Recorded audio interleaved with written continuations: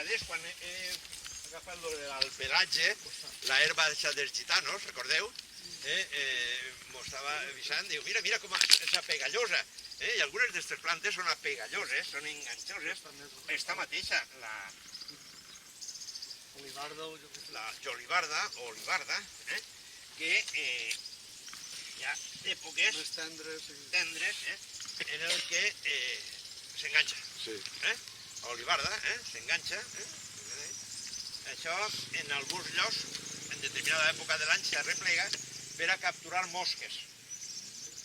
Aquesta cosa pegallosa de les fulles és suficientment forta per a que si les mosques se queden ahí, se queden enganxades. Esparreguera i això es mesclava. Esparreguera perquè s'enganxen i... I esta, perquè allò per la trama, i esta per l'enganxe. I s'usava a voltes en les quadres, on tenies cavallerisses, que és un lloc típic de mosques, es penjaven rames d'olivarda, i després el temps estava tot ple de mosques. S'havien quedat enganxades allí. Ja el que vulgueres, a gustos, per rostir-la o fregir-la, una possibilitat, però crec que no va quallar la cosa, i finalment ja ho tiraves i fora. Però és una de les plantes, també s'ha usat així a la marina alta per al tema de la pansa, per a donar-li un poc de color, quan l'escaldaven. Tirant dins de la caldera l'aigua bullint. L'aigua bullint i tiraven un poc d'això. Això li dona un coloret, una tonalitat a la pansa que la fa més agradable, és un color atractiu.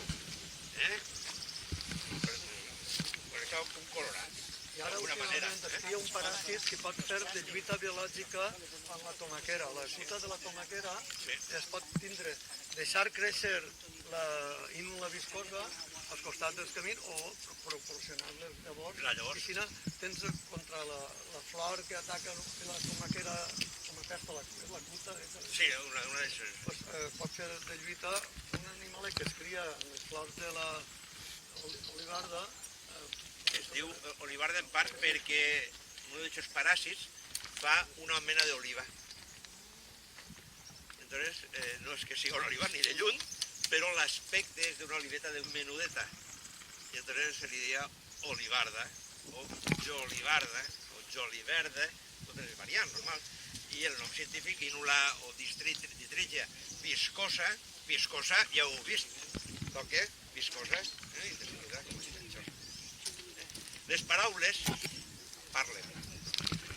Assaborir paraules, com assaborir formes, assaborir colors, assaborir sabors, és una font contínua de donar-te